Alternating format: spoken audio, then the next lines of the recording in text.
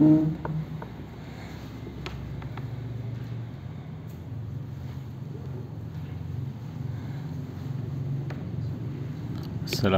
warahmatullahi wabarakatuh.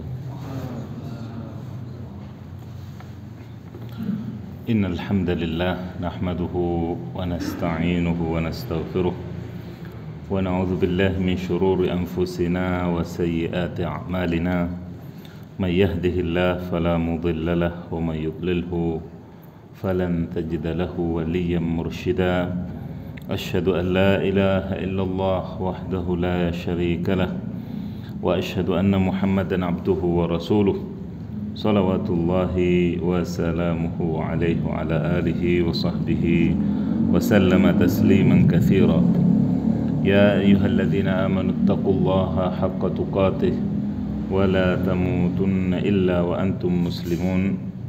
Ya ayyuhalladzina amanu taqullaha wa qulu qawlan sadida yuslih lakum a'malakum wa yaghfir lakum dhunubakum wa may yuti'illaha wa rasulahu faqad faza fawzan 'azima. Amma ba'd. Fa inna asdaqal hadithi kitabullah wa khairal hadi hadi Muhammadin sallallahu alaihi wasallam wa syarral umuri muhdatsatuha wa kullu muhdatsatin fi dinillahi bid'ah wa kullu bid'atin dhalalah wa kullu dhalalatin fin-nar.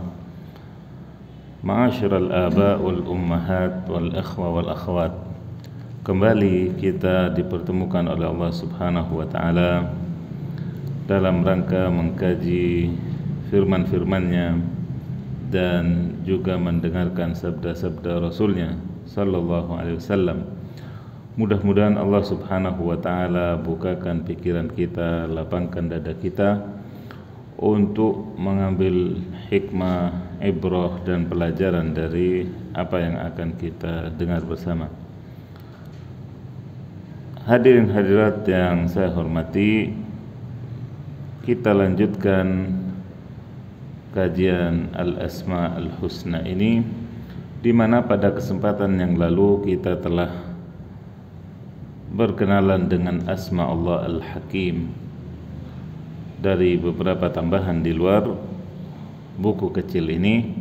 Kemudian kita kembali ke buku panduan kita, di mana di sini juga disebutkan makna Al-Hakim secara bahasa yang berarti ilmu dan hikmah atau kebijaksanaan. Sedangkan menurut istilah adalah zat yang memiliki ilmu yang luas dan mengetahui segala sesuatu, lagi cermat dan baik dalam segala perkaranya. Jadi al-hikmah itu membutuhkan kecermatan, ilmu dan juga keindahan. Hikmah juga berarti tercapainya kebenaran dan pengetahuan tentang berbagai hal. Makanya hikmah kalau pada makhluknya, kalau pada manusia itu biasanya mereka mampu berbuat secara hikmah ketika sudah banyak pengalaman. Selain pengetahuan, selain berilmu, tapi juga ketika telah banyak pengetahuan dan mencapai usia kematangan. Ya. Jangan berbicara hikmah dengan anak SD, anak SMP misalnya. Ya.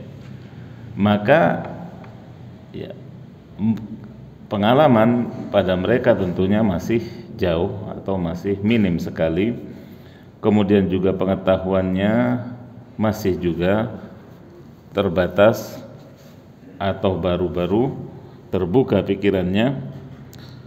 Sedangkan itu kalau pada makhluk. Sedangkan Allah Subhanahu wa taala mundul kidam, tentunya sejak awal Allah Subhanahu wa taala bernama Al-Hakim dan bersifat hikmah dalam segala firman dan tindak perbuatannya.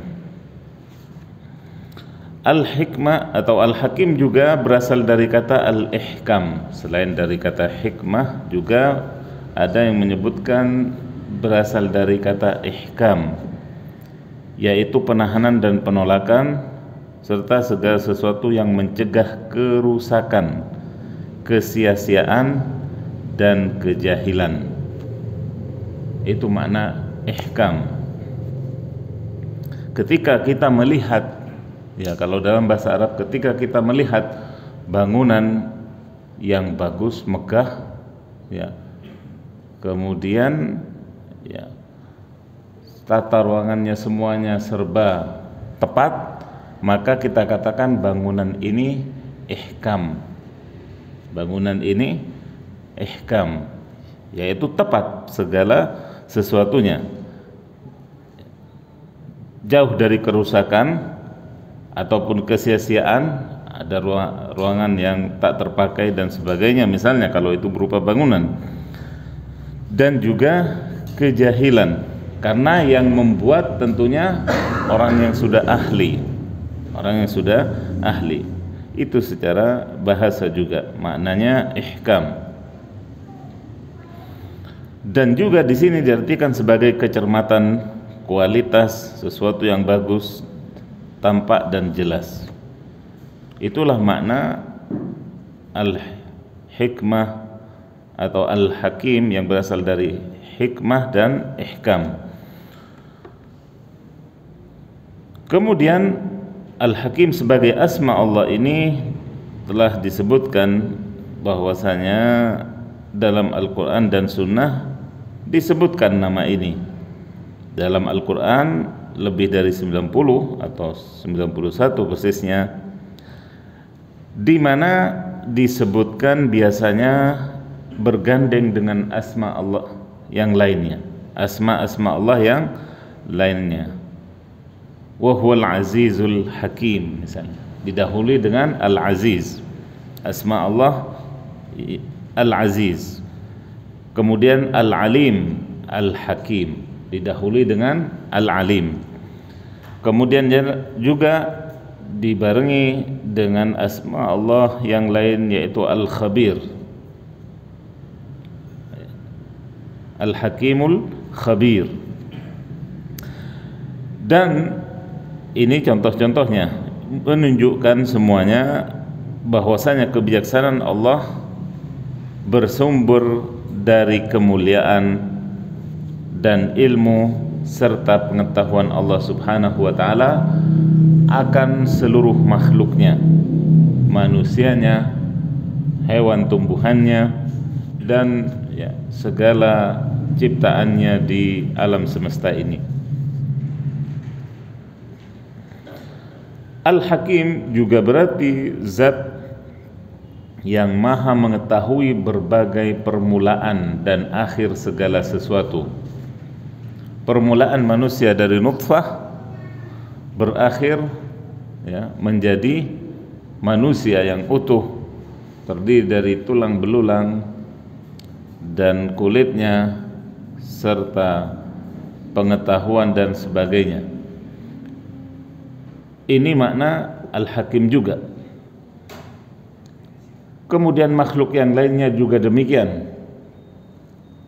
Jin yang Allah ciptakan dari api, malaikat yang Allah ciptakan dari nur atau cahaya, kemudian semuanya itu juga Allah ketahui akhirnya, Allah tentukan akhirnya. Juga Al-Hakim berarti zat yang luas pujiannya dari berbagai sisi. Allah Subhanahu wa ta'ala terpuji dengan hikmah kebijaksanaannya. Kemudian juga zat yang sempurna kemampuannya, itulah Al-Hakim. Dialah yang meletakkan segala sesuatu pada posisinya serta menempatkannya di tempat yang pas dalam penciptaan dan perintahnya. Manusia Allah ciptakan di bumi ya, untuk tinggal di bumi, karena bumi ini yang Allah jadikan sebagai tempat yang pas untuk manusia. ketika manusia ya, berusaha, berpikir, mencari dan mencari untuk tinggal di selain bumi, apa yang terjadi? Kerusakan. Untuk sementara, untuk beberapa waktu mungkin ya, pergi ke luar angkasa, ya kan? Kemudian memakai alat bantu ini dan itu, sahih. Kemudian setelah balik dari angkasa, dia juga baru tahu, setelah balik dari angkasa yang namanya astronot itu harus membutuhkan waktu beberapa hari untuk kembali normal. Karena apa? Di sana bukan tempat yang Allah ciptakan untuk manusia hidup. Oksigennya tidak ada, ya, gravitasi buminya tidak ada, dan lain-lain. Allah menjadikan bumi ini, Allah hamparkan untuk kita hidup di atasnya, bukan di Mars, bukan di bulan. Ketika manusia berusaha, ya, karena Allah tahu menempatkan manusia ini yang pas memang di sini, sehingga disediakan segalanya. Ini bukti hikmah Allah Subhanahu wa taala, bukti kehakiman Allah Subhanahu wa taala dalam ciptaannya. Al-Hakim adalah asma yang mencakup hukum, ilmu dan hikmah Allah dalam firman atau perkataan serta perbuatannya. Jadi segala sesuatunya, ya, kemajuan yang ada, pengetahuan yang bertambah di sini, ya, justru akan menambah kecintaan kita kepada Allah sebagai Al-Hakim. Orang-orang terdahulu mungkin tidak tahu akan pengetahuan ini, ya. Tetapi ketika manusia berusaha, kemudian terlihat hasilnya, sedang Allah Maha tahu sebelum manusia itu berusaha, apalagi setelah, ya, manusia itu berusaha, maka terlihat sekali lagi bagaimana Allah Al-Hakim yang maha benar dalam firman dan tindakannya ketika meletakkan manusia, ketika menciptakan manusia, ketika memerintah dan melarang manusia. Kenapa kita diperintahkan begini?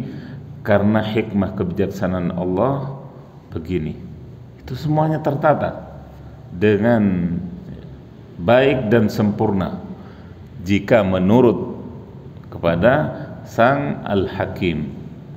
Ketika manusia berusaha keluar dari itu, dia akan menerima apa? Resikonya, akan menerima ya, cacat ataupun hal-hal yang di luar dugaan manusia atas perbuatan atau kekeliruannya tersebut. Penyimpangan dari hukum kauni maupun hukum syar'i Allah Subhanahu wa taala. Kemudian berikutnya di sini disebutkan Al-Hakim mengandung dua makna. Yang pertama sebagai penguasa yang punya kekuasaan mutlak dan sempurna dalam berbagai aspek. Kita selaku manusia diperintah oleh Allah, ditetapkan hukum dan takdirnya. Kemudian Allah juga menetapkan agama dan syariatnya menjadi landasan bagi manusia. Kemudian setelah itu juga Allah menentukan hari kiamat guna mengadili manusia dengan keadilannya sebagai Al-Hakim ataupun dengan karunia pemberian Allah Subhanahu wa taala. Maksudnya keadilan di sini adalah ketika Allah mengadili manusia, maka Allah tidak akan menzaliminya. Ketika dia bersalah akan dihukum sesuai dengan kesalahannya, tidak lebih tidak kurang. Adapun menghukum dengan karunia atau pemberiannya, maksudnya ketika Allah memaafkan salah dan dosa manusia. Itu maksudnya Allah menghukum dengan karunia-Nya atau pemberian, yaitu pemberian maafnya, pemberian ampunannya. Itu maksudnya di sini. Dengan demikian tidak ada hakim yang maha adil selain Allah Subhanahu wa ta'ala. Hakim manusia boleh memasang atau menjadikan dirinya sebagai hakim, pemutus suatu perkara yang diangkat oleh negara misalnya, tapi mereka tidak kemudian keluar dari kodratnya sebagai manusia yang terbatas, sesuai dengan laporan yang masuk, sesuai dengan data yang ada, kemudian mereka menimbang dan menimbang. Bisa jadi keputusannya tepat, bisa jadi keliru atau salah. Adapun Allah Subhanahu wa ta'ala sebagai hakimnya para hakim, ahkamul hakimin, Allah Subhanahu wa ta'ala selalu tepat dan benar dalam keputusannya, sesuai dengan kemuliaan Allah Subhanahu wa ta'ala. Kemudian makna kedua di sini sebagai zat yang memiliki hikmah. Allah lah yang mensyariatkan agama dengan hikmah, juga takdirnya. Allah juga yang tidak menciptakan sesuatu dengan sia-sia, tidak membuat syariat yang tak berguna. Allah Maha Suci dari hal-hal yang sia-sia tentunya. Semua firman, perkataan dan perbuatan Allah itu benar dan hak, tidak ada yang salah, terluputkan atau lupa. Juga Allah Subhanahu wa ta'ala tidak menzalimi seorang pun dari hambanya.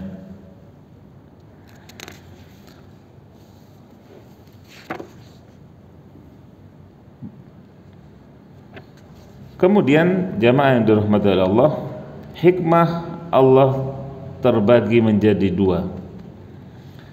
Hikmah secara ilmiah, yaitu berdasarkan ilmu, dan hikmah secara tindak perbuatan. Secara ilmu, Allah Subhanahu wa ta'ala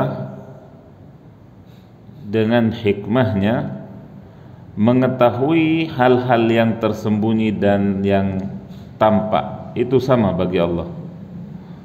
Mengetahui hubungan antara sebab dengan musabab dari segi penciptaan, perintah, kadar dan syariat.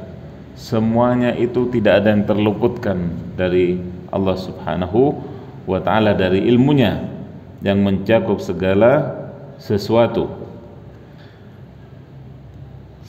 Yang kedua, hikmah secara perbuatan Allah Subhanahu wa ta'ala yang cermat dan kokoh, sehingga meletakkan semuanya pada tempatnya.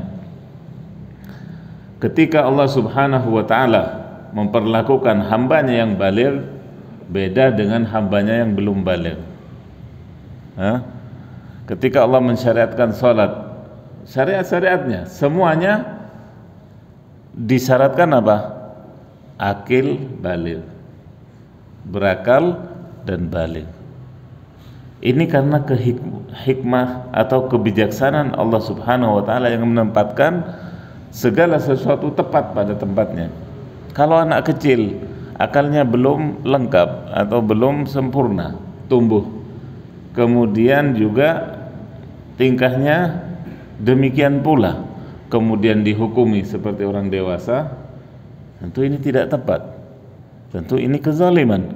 Makanya Allah Subhanahu wa ta'ala tidak mewajibkan syariat-syariatnya kecuali dengan syarat-syarat yang sudah diketahui bersama. Tentang sholat misalnya, tentang puasa sama, akil, baligh dan seterusnya.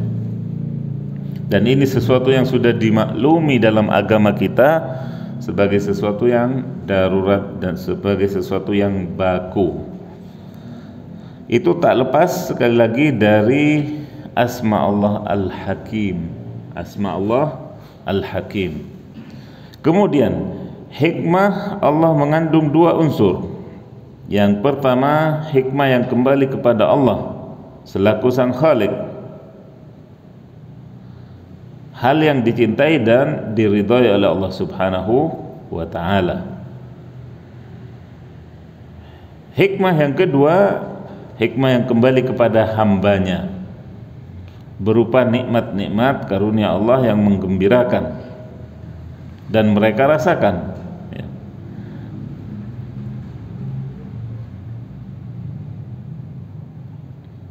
Jadi kandungan hikmah Allah kembali, yang pertama kembali kepada Allah sebagai Sang Khalik, kemudian yang kedua kembali kepada makhluknya berupa nikmat-nikmat dan karunia Allah Subhanahu wa ta'ala. Kemudian poin yang terakhir berkenaan dengan asma Allah Al-Hakim di sini adalah berupa manfaat beriman kepada asma tersebut. Yang pertama disebutkan di sini, hukum-hukum syariat dalam Islam berdasarkan atas hikmah dan ilmu. Tidak ada agama yang paling sempurna dan adil tetap membahagiakan bagi umat manusia selain Islam. Sungguh ciptaan Allah kokoh dan cermat, tidak bercatat dan kekurangan. Kemudian yang kedua, iman dan ridha dengan ketetapan dan takdir Allah, karena Allah Maha Bijaksana dalam takdirnya. Dalam kehidupan kita, dalam kehidupan kita, iman dan ridha atas takdir ini betul-betul diuji oleh Allah Subhanahu wa ta'ala. Betul-betul diuji, karena tidak semua hal yang kita inginkan itu kita dapati. Tidak semua cita-cita berhasil kita capai. Di sini iman dan ridha atas takdir ketentuan Allah itu akan berbicara. Maka ketika kita mempelajari Asma Al-Hakim ini, iman dan ridha kita itu lebih meningkat, lebih meningkat lagi, sehingga kita menerima takdir Allah itu dengan lapang dada, dengan keimanan yang maksimal, sehingga tidak ada keluh kesah terhadap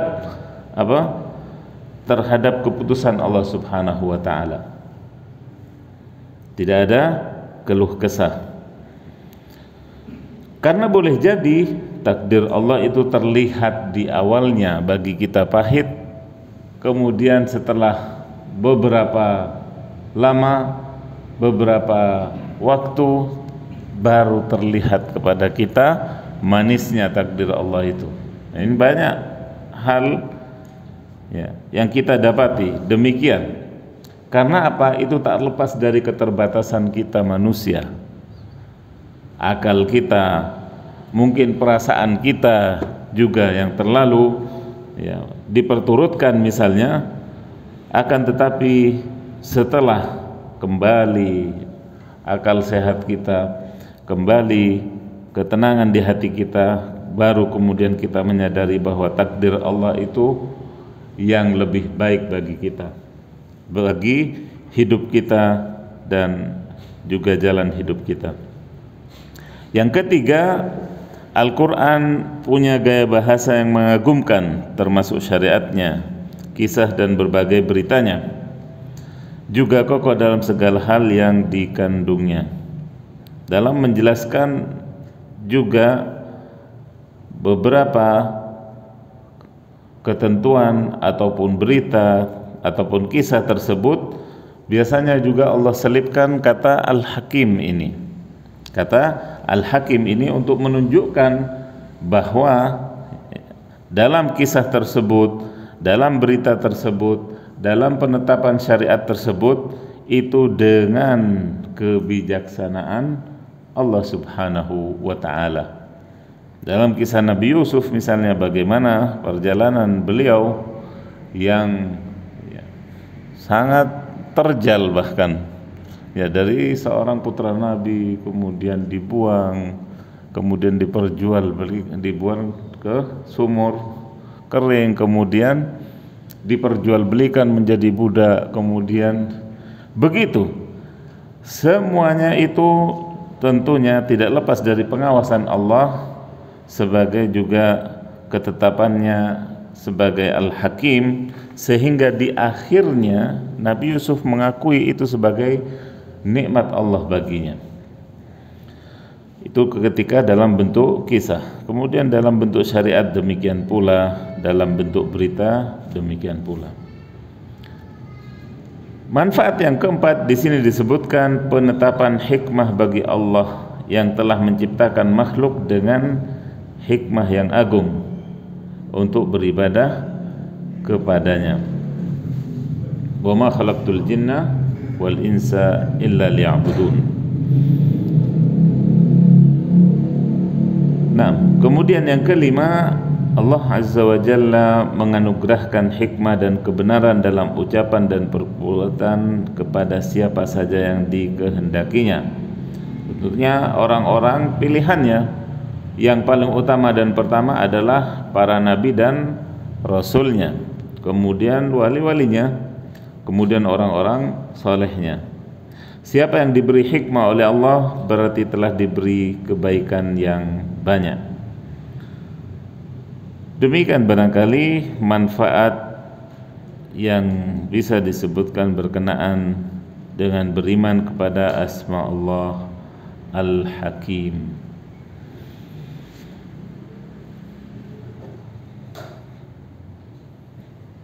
Barangkali ada pertanyaan sebelum dilanjutkan ke asma Allah Al-Khabir, atau dicatat dulu pertanyaannya,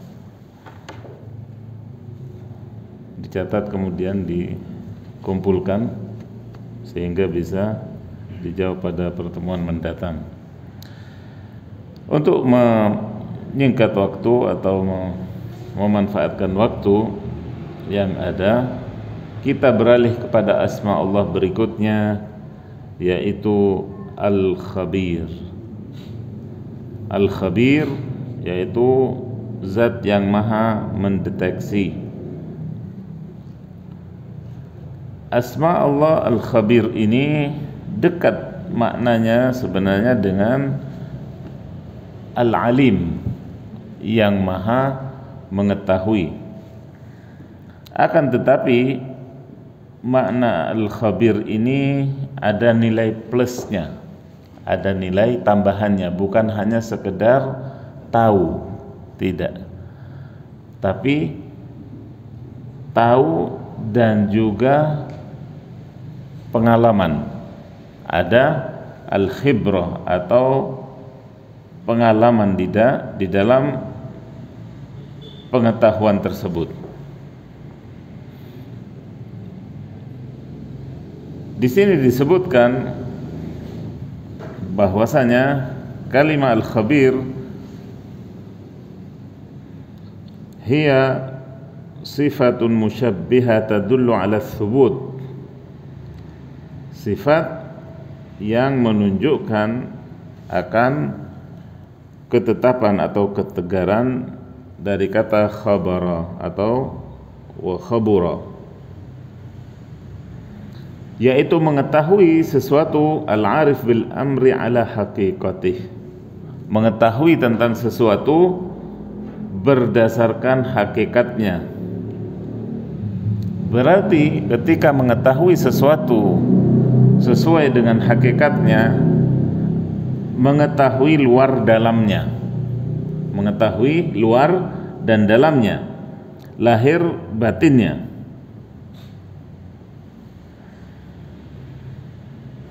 Demikianlah yang disebut oleh Ibnu Ashur dan yang lainnya.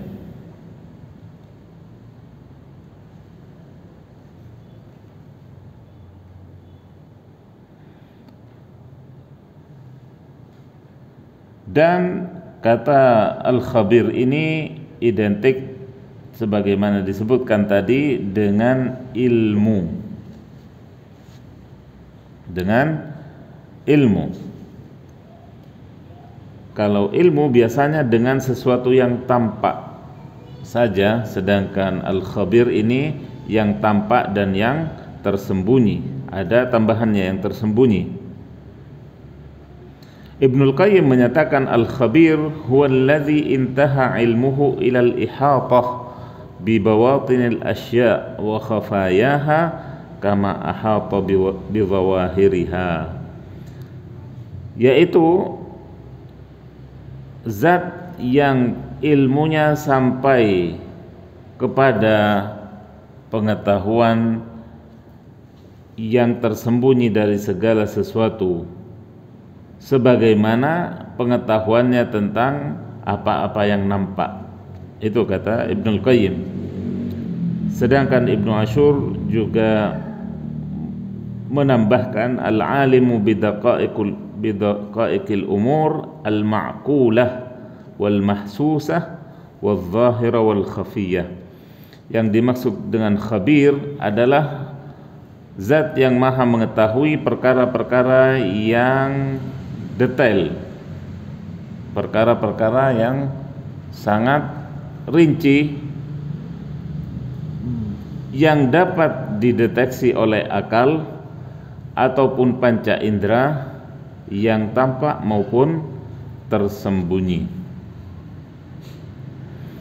Perbedaannya seperti ilmu dengan khibrat, al-alim dengan al-khabir ini adalah bahwasanya al-alim yang punya pengetahuan saja, punya ilmu saja, prakteknya belum. Fresh graduate, yang baru selesai kuliah, belum punya pengalaman. Itu alim, tahu ada punya ilmu, itu alim, tapi tidak khabir, tidak punya pengalaman, belum praktek sedikit-sedikit. Beda tentunya ciptaan al-khabir dengan al-alim. Allah Subhanahu wa ta'ala sebagai al-alimul khabir, dua-duanya Allah yang maha mengetahui dan maha juga berpengalaman.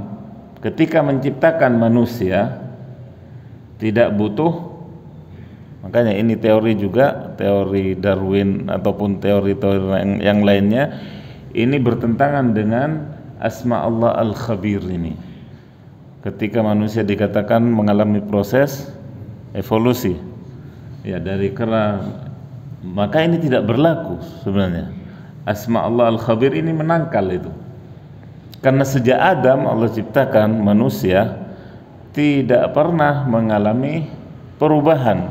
Adam matanya dua, sampai sekarang kita punya anak juga, punya cucu, matanya dua, ya. Hidungnya tiga, begitu.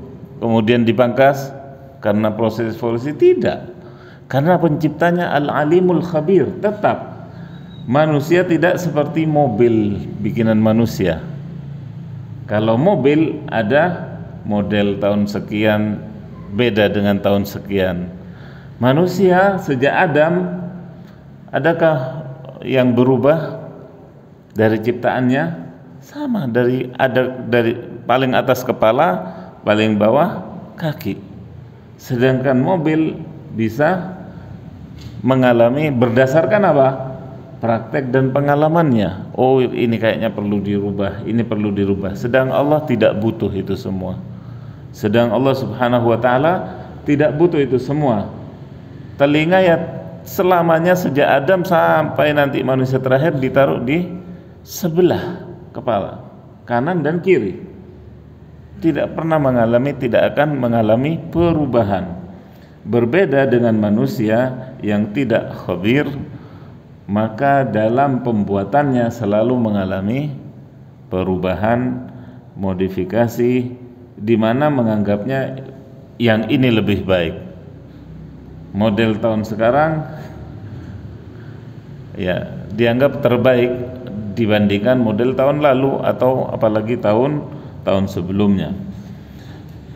Itulah pendekatan makna al-alim, bedanya al-alim atau al-alim dengan al-khabir. Berkaitan dengan Allah Subhanahu wa taala juga makhluknya. Sedangkan As-Sa'di di sini menyebutkan makna asma Allah al-khabir, bahwasanya asma Allah al-khabir ini ahata bil-zahir wal-batin wa syamula ilmuhu as-sirr wal-alan. Bahwasanya asma Allah al-khabir ini di samping sebagai yang maha mengetahui, ditambah dengan pengetahuan yang rinci tentang perkara yang lahir maupun batin, juga yang rahasia maupun yang tampak, yang mustahil wal mungkin, sesuatu perkara yang mustahil dan mungkin ataupun wajib terjadi. Juga mencakup segala sesuatu di setiap masa. Ada hal-hal yang ada di zaman dahulu, tidak ada di zaman sekarang. Ada hal-hal yang ada di zaman sekarang, tidak ada di zaman dahulu. Ini berdasarkan apa? Ilmu Allah al-khabir. Begitu pula tempatnya, tidak ada yang tersembunyi bagi Allah Subhanahu wa taala. Ketika Allah menciptakan Adam dengan umur yang panjang, dengan hikmah kebijaksanaan Allah, Nabi Nuh demikian pula. Tapi Allah Maha tahu, dan khabir juga ketika menciptakan umat Muhammad sallallahu alaihi wasallam dengan usia yang relatif sangat singkat dibandingkan umat-umat terdahulu, tentunya dengan hikmah, dengan kebijaksanaan yang Allah kehendaki.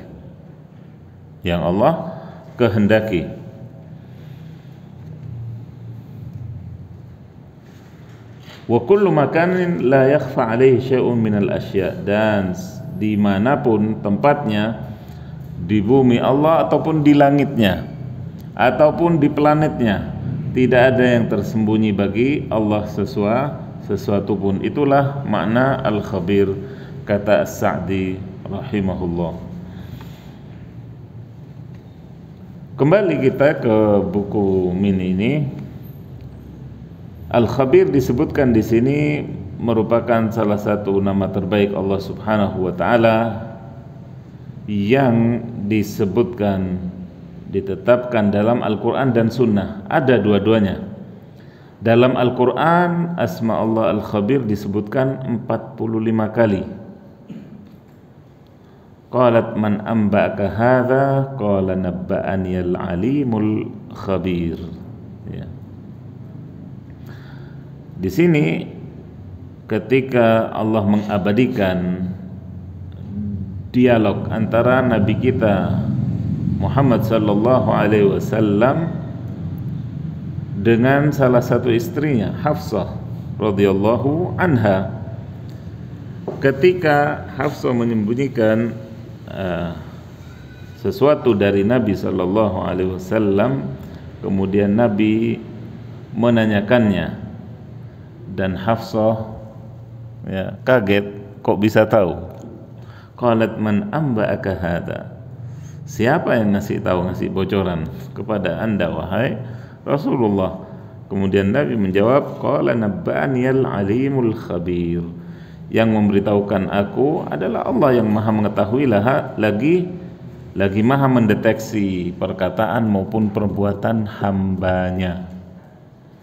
Dalam As-Sunnah disebutkan juga kasus atau kejadian Aisyah radhiyallahu anha ketika suatu malam terbangun kemudian tidak mendapati Nabi alaihi salatu wasallam di sisinya. Aisyah radhiyallahu anha kemudian keluar mencari Nabi kita alaihi salatu wassalam, kemudian mendapati beliau sedang berjalan menuju Al-Baqi'ul Gharqad, yaitu pemakaman Baqi sekarang ini. Kemudian beliau alaihi salatu wassalam mendoakan penghuni makam Baqi, lalu hendak kembali ke rumah atau ke kamar Aisyah. Kemudian Aisyah berlari untuk menghindari pertemuan dengan Nabi di tempat atau di luar, dan berhasil Aisyah sampai ke kamarnya, kemudian membuka abayahnya atau baju luarnya, kemudian kembali berbaring, tentunya dengan nafas yang masih kemudian Nabi masuk ke kamar Aisyah, kemudian menegurnya. Aisyah pura-pura tidur sedangkan nafasnya terdengar oleh Nabi alaihissalam. Kemudian Nabi mengatakan, la tukhbirannani au la yukhbiranni al-alimul khabir. Di sini, wahai Aisyah, kau kasih tahu aku kabarmu, apa yang kau lakukan sekarang, atau aku dapat bocoran dari Al-Alim Al-Khabir dari atas. Maka kemudian Aisyah radhiyallahu anha menceritakan kejadiannya. Wallahu a'la wa a'lam. Demikian barangkali apa yang bisa saya sampaikan pada kesempatan kali ini. Mudah-mudahan bermanfaat bagi saya pribadi, juga para hadirin-hadirat sekalian. Terima kasih atas perhatiannya. Subhanakallahumma wa bihamdik, asyhadu an la ilaha illa anta, astaghfiruka wa atubu ilaik. Assalamualaikum warahmatullahi wabarakatuh.